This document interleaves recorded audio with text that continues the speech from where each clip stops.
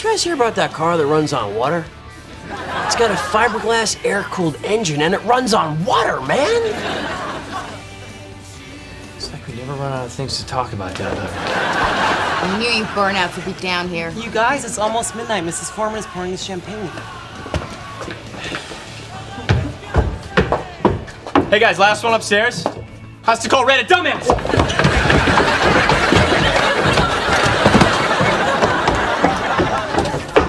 Oh man. 10, 9, 8, 7, 6.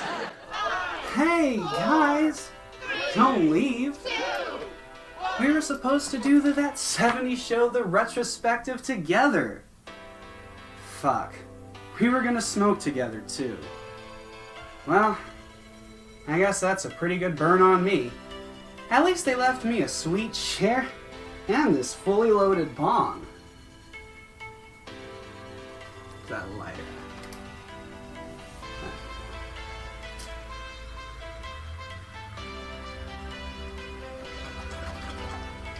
Oh, my bad. I'm GamerGuy1991, and this is Mega Media Overload, your home for informative entertainment.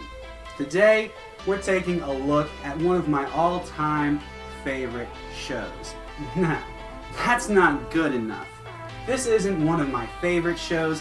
This is one of my favorite things, period. And today, we're gonna learn why this should be one of your favorite things too.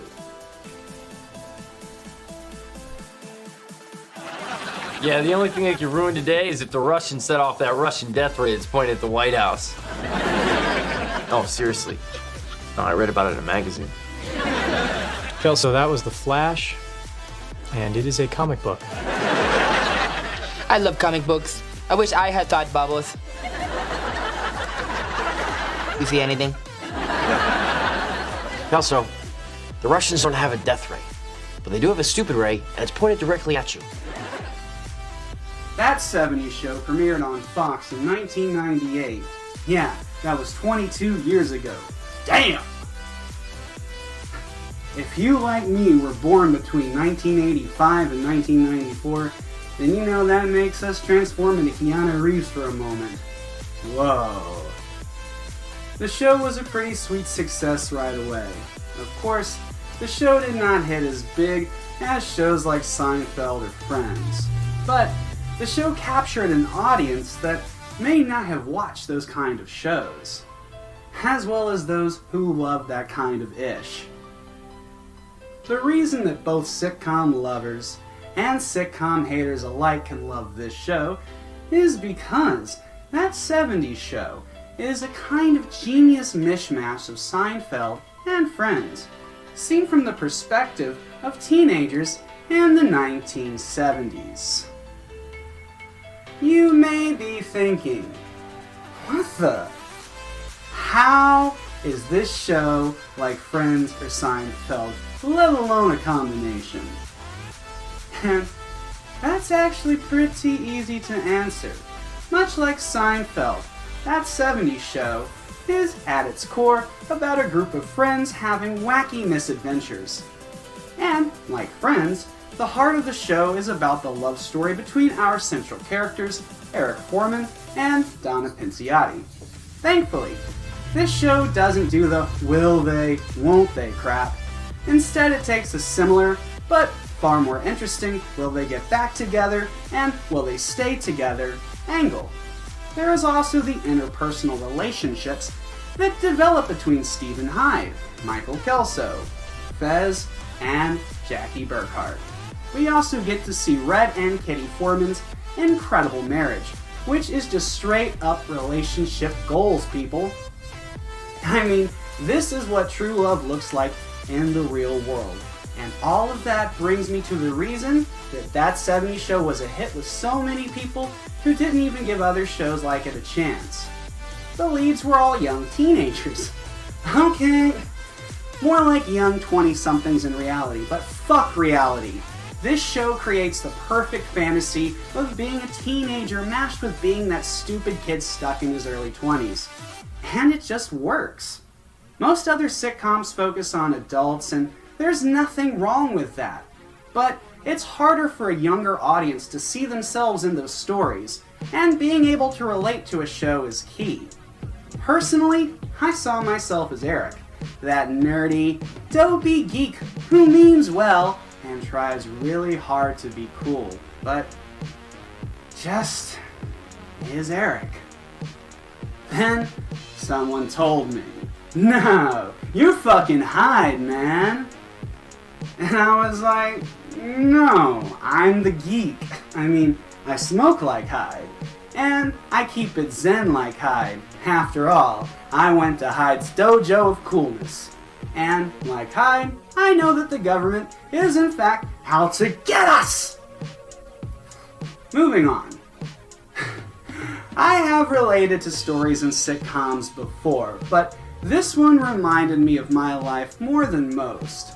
Plus, it also creates this impression of the youthful days that we all wished we could have. Which is why this is such a great show to just chill with. It's like hanging out with your best friends. And I know, people say that about Friends and Seinfeld too. But the difference here is that our friends, well, we're just way more down with the flow and into that whole groovy kind of experience, man. You know, those other kind of friends, they're just kind of squares. And it's okay if those are your friends, but these are ours. Now, you could also say that 70s Show is most obviously an updated version of Happy Days, as that show was about youthful leads in a past day setting that also happened to be set around 30 years or so from when the show aired.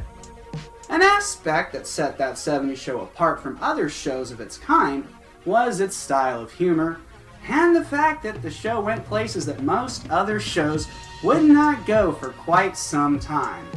That 70s Show was down with the LGBTQ crowd early on, explored swinging sex parties, the loss of one's virginity, and it was heavy on drug references, mostly regarding that good old herb known as marijuana. Come to think of it, what other mainstream show featured pot smoking in damn near every episode? So is Red still thinking about giving you the car, maybe?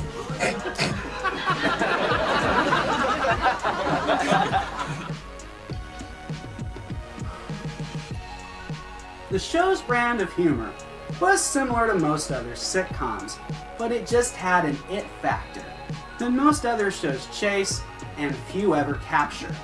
That 70s Show had an edge. It was not as sharp as something like Married with Children, which could cut you if you just glanced at it. Still, that 70s Show makes most mainstream sitcoms from the 90s look pretty tame, and that's also why the show holds up so damn well. This was one of those shows that was just ahead of its game, and people knew right away when they saw this that it was one of those shows that so rarely comes around. Now, the fan base may not be as rabid as other shows, but this one just hit a sweet spot for an audience that might not have related to those other great shows. If you want to give it a watch, it's on Netflix and outstanding quality. Widescreen, full 1080p, and the picture is so fucking crisp. Which is not very common for shows that started in the late 90s.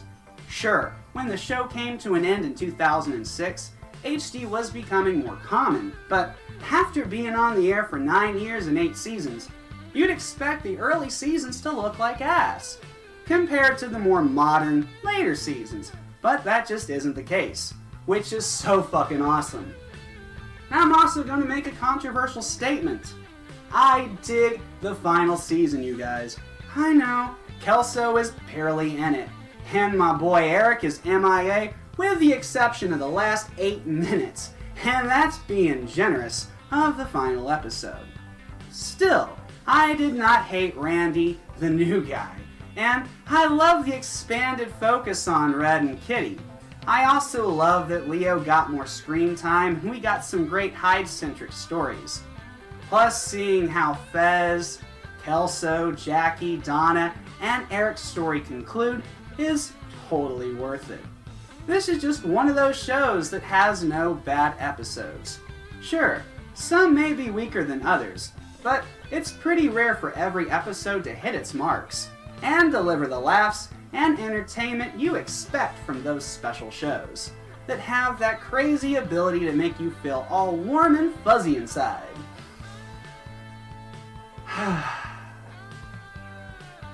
It just occurred to me that the weed I smoked is hitting. So, I've been GamerGuy1991, and you have been watching That 70s Show, The Retrospective, on Mega Media Overload.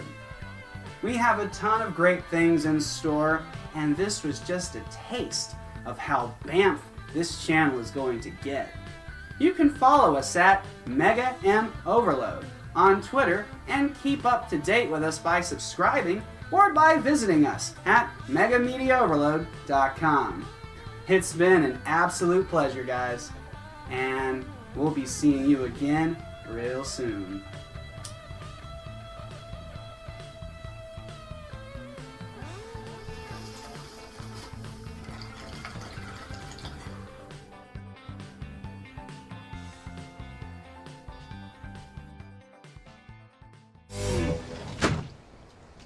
Hey, I was just inside with Mom, and she's really upset, so I just want to know, what's your problem? You made me bald.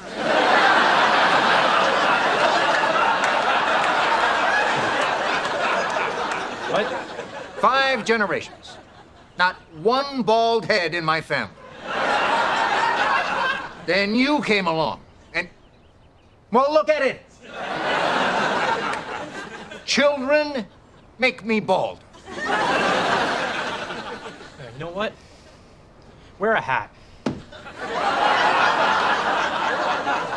Because Mom is really scared.